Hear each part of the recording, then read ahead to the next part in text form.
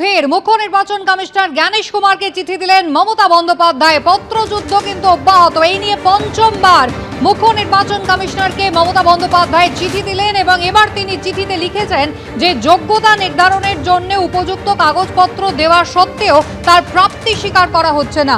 পরীক্ষার সময় এই সমস্ত নথি নট ফাউন্ড বলে চিহ্নিত হচ্ছে, এমনটাই চিঠিতে অভিযোগ করেছেন মমতা বন্দ্যোপাধ্যায়। এরপর এই ভোটারদের নাম তালিকা থেকে মুছে দেওয়া হচ্ছে। এই পদ্ধতিতেই গলদ রয়েছে। চিঠিতে মমতা বন্দ্যোপাধ্যায়ের অভিযোগ এই পদ্ধতি যান্ত্রিক এবং এর মধ্যে মাথা খাটানোর কোনো ব্যাপার নেই। জ্ঞানেশ কুমারকে লেখা চিঠিতে মুখ্যমন্ত্রীর অভিযোগ। চতুর্থ চিঠিতেও কিন্তু এই অভিযোগই মমতা বন্দ্যোপাধ্যায় করেছিলেন যে অত্যন্ত যান্ত্রিক পদ্ধতি এবং যারা সত্যিকারের ভোটার সেই যোগ্য ভোটারদের নাম বাদ দিয়ে দেওয়া হচ্ছে, এই অভিযোগ তিনি করেছিলেন।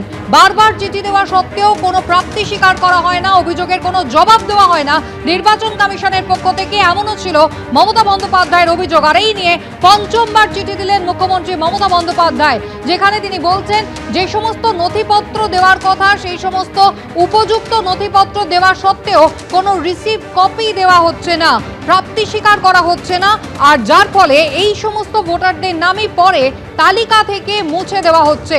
অত্যন্ত যান্ত্রিক একটি পদ্ধতি এবং এই পদ্ধতিতে গলদ রয়েছে। চিঠিতে এমনই অভিযোগ করছেন মমতা বন্দ্যোপাধ্যায়। রাজশ্রী দত্তগুপ্ত আমাদের প্রতিনিধি রয়েছেন টেলিফোন লাইনে। রাজশ্রী, এই নিয়ে মমতা বন্দ্যোপাধ্যায়ের পঞ্চম চিঠি, কি কি অভিযোগ মমতা বন্দ্যোপাধ্যায় এই চিঠিতে করেছেন? দেখো, তুমি জানো যে মাত্র দুদিন আগে 10 তারিখ মুখ্যমন্ত্রী জাতীয় নির্বাচন কমিশনারকে উদ্দেশ্য করে 3 পাতার চিঠি লিখেছিলেন। তার ছত্রে ছত্রে তিনি অভিযোগ করেছিলেন, উল্লেখ করেছিলেন বিভিন্ন উদাহরণের, এবং তার মধ্যে দিয়ে সাধারণ মানুষের নাগরিকত্ব প্রমাণ করতে গিয়ে তাদের ভোটাধিকার পেতে গিয়ে যে হয়রানি দুর্ভোগের সম্মুখীন হতে হচ্ছে সেটা তিনি বর্ণনা করেছিলেন। তিনি উদাহরণ সহ উল্লেখ করেছিলেন কোন কোন অসুবিধা হচ্ছে, কি কি সমস্যা রয়েছে এই এসআইআর প্রক্রিয়ায়।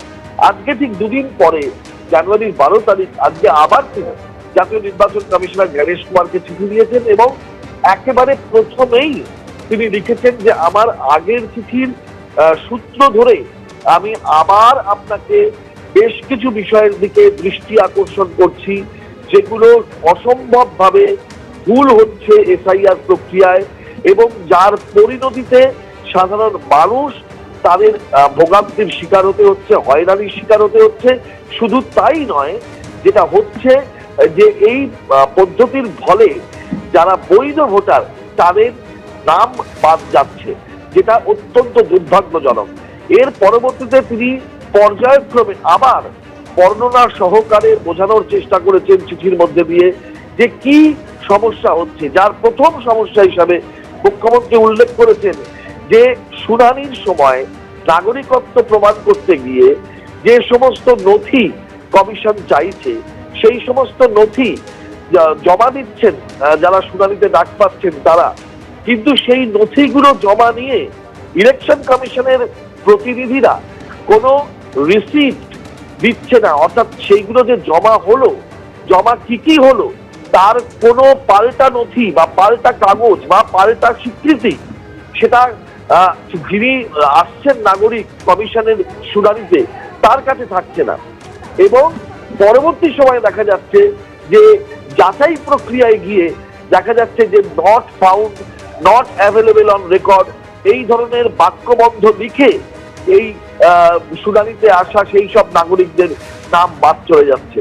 এটা অত্যন্ত দুর্ভাগ্যজনক এবং এর কোনো স্বচ্ছতার জায়গা বা নিরপেক্ষতার যে জায়গা রয়েছে সেটা পাওয়া যাচ্ছে না, যেটা পাওয়া যাওয়া উচিত, যেটা সকলের সামনে থাকা উচিত।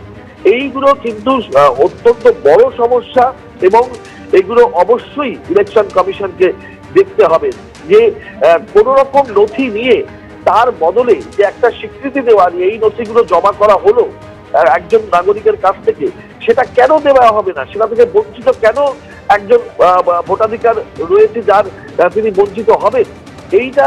এবং তার ফলে কি পরবর্তী সময় তিনি আর কোনো দাবি করতে পারছেন না যে তিনি কি রেকর্ড জমা দিয়েছেন।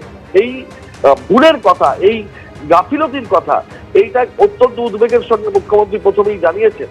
দ্বিতীয়ত যে আবার তিনি বলেছেন, যেটা গত চিঠিতে বলেছিলেন, অত্যন্ত যান্ত্রিক উপায় একটা প্রযুক্তিগত ভাবে এই গোটা এসআইআর প্রক্রিয়াটাকে করা হচ্ছে, যার মধ্যে প্রচুর প্রশাসনিক ফাঁক এবং ফাঁকি থেকে যাচ্ছে, এবং যেগুলোর আবার তিনি বলছেন যে সমস্ত কিছুর পরিণতিতে কিন্তু হ্যারাসমেন্ট বা হয়রানি হচ্ছে সাধারণ মানুষের, যারা ভোটাধিকার পাওয়ার জন্য লাইনে দাঁড়িয়ে রয়েছেন তাদের নথি সহ তাদের সাংবিধানিক অধিকার অর্জনের জন্য, কিন্তু সেটা তারা পেতে গিয়ে হয়রানির সম্মুখীন হচ্ছেন। সমস্ত কিছু নিয়ে গিয়ে জমা দেওয়ার পরেও তারা পাচ্ছেন না।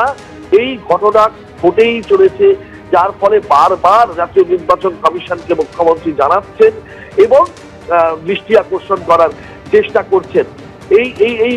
এইভাবেই তিনি কিন্তু এই চিঠিতে এই সমস্যার কথাগুলো তুলে ধরেছেন।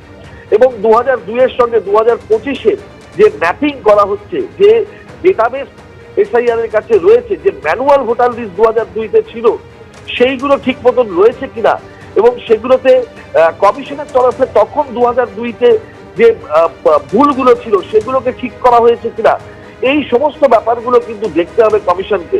এবং এইগুলো যদি না দেখা হয় তাহলেই কিন্তু বিভিন্ন রকম ভুল হয়ে আছে। আগের একেবারে রাজশ্রী, তুমি আমাদের সঙ্গে থাকো। মুখ্যমন্ত্রীর পঞ্চম চিঠি জ্ঞানেশ কুমারকে, এবং যেখানে তিনি পরিষ্কার বলছেন যে পদ্ধতিতে এই প্রক্রিয়া চলছে তা একেবারেই যান্ত্রিক এবং এর জেরে সাংবিধানিক অধিকার থেকে বঞ্চিত হচ্ছেন ভোটাররা। আর এর আগে মুখ্যমন্ত্রী মমতা বন্দ্যোপাধ্যায় তার চিঠিতে উল্লেখ করেছিলেন যে এসআইআর এ সাধারণ মানুষের অবিরাম হয়রানি চলছে, শুনানি প্রক্রিয়া যান্ত্রিক হয়ে পড়েছে, যার মধ্যে সেই সংবেদনশীলতা ও মানবিকতার অভাব রয়েছে। আর এই নিয়ে বিরোধী দলনেতা শুভেন্দু অধিকারী তিনি লিখেছেন, এই সব অভিযোগ অতিরঞ্জিত। তার দাবি, মুখ্যমন্ত্রীর অভিযোগগুলি অপ্রমাণিত এবং এসআইআর এর মতো রুটিন সাংবিধানিক প্রক্রিয়ার রাজনীতিকরণের চেষ্টা বলে মনে হয়। এসআইআর আবহে একাধিক মৃত্যুর ঘটনা চিঠিতে উল্লেখ করে মুখ্যমন্ত্রী লিখেছেন, 77 জনের মৃত্যু হয়েছে, 4 জন আত্মহত্যার চেষ্টা করেছেন, 17 জন অসুস্থ হয়ে হাসপাতালে ভর্তি হয়েছেন। এর জন্য দায়ী নির্বাচন কমিশনের পরিকল্পনাহীনতার ফলেই তৈরি হওয়া ভয়, মানসিক চাপ ও কাজের চাপ। বিরোধী দলনেতার দাবি, এই সংখ্যাগুলি মনগড়া। এসআইআর এর সঙ্গে এই মর্মান্তিক ঘটনাগুলির যোগসূত্রের কোনো প্রমাণ নেই। উল্টে স্থানীয় প্রশাসনের ভুল ত্রুটিগুলি ধামাচাপা দিতে কেন্দ্রীয় প্রতিষ্ঠানগুলিকে বলির পাঠা করার চেষ্টা হচ্ছে। চিঠিতে মমতা বন্দ্যোপাধ্যায় আরও লিখেছেন যে নির্বাচন কমিশনের এটা কি ঔদ্ধত্য নয়, এরকম অনেককেই কিন্তু হয়রানির মুখে ফেলা হচ্ছে। পাল্টা চিঠিতে শুভেন্দু অধিকারী লিখেছেন, ভারতের মতো গণতন্ত্রে আইন এবং নির্বাচনী প্রক্রিয়ার সামনে প্রতিটি নাগরিকই সমান। তার মতে নির্বাচন কমিশনের এই পদক্ষেপ তার নিরপেক্ষতাকেই প্রদর্শন করে, নিশ্চিত করে যে কেউ যে কোনো পদমর্যাদা নির্বিশেষে যাচাইয়ের ঊর্ধ্বে নয়। মমতা বন্দ্যোপাধ্যায়ের অভিযোগ, কিছু পর্যবেক্ষক সাধারণ মানুষকে দেশদ্রোহী বলে দাগিয়ে দিচ্ছেন, কোনো প্ররোচনা ছাড়াই অপমান করছেন। পাল্টা শুভেন্দু অধিকারী চিঠিতে লিখেছেন, এ ধরনের দাবির সুনির্দিষ্ট কোনো তথ্য প্রমাণ নেই। এ ধরনের অভিযোগ এমন একটা সরকারের পক্ষ থেকে করা হচ্ছে যাদের বিরুদ্ধেই বিরুদ্ধ স্বরকে দমাতে প্রশাসনকে ব্যবহারের অভিযোগ উঠেছে।